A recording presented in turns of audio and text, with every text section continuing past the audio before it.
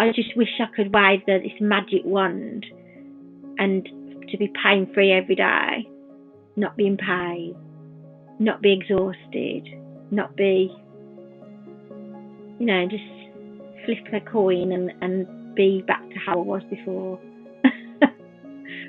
So my name is Adele and I'm 45 years old. I'm married, a mum of two. During the process of me organising my wedding, I started becoming poorly on the run up to the big day, and it was actually whilst I'd just gone to have my wedding dress fitting, and I got back into the car and looked down at my hands and said to my mum, because my mum was with me, have you seen this rash on my hands, Mum? It's really noticeable.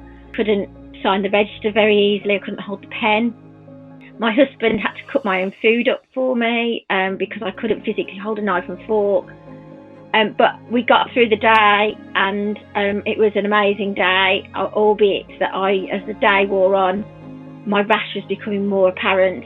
My temperatures were kind of getting hotter and hotter.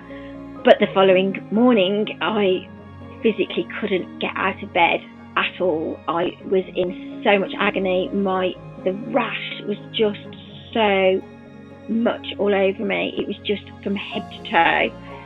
In the A&E department, I think there must have been young sort of student doctors who were absolutely baffled and fascinated with my presentation.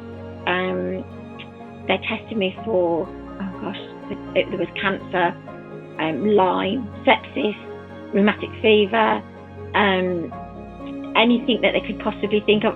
A lot of the symptoms, perhaps to them, looked very much like rheumatoid arthritis. It's scary at first because you kind of don't know what you're dealing with.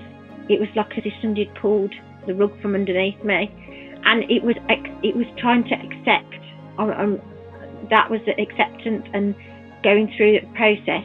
I'm still a mum. I still got my own home. I still kind of get out and about, albeit in my new normal.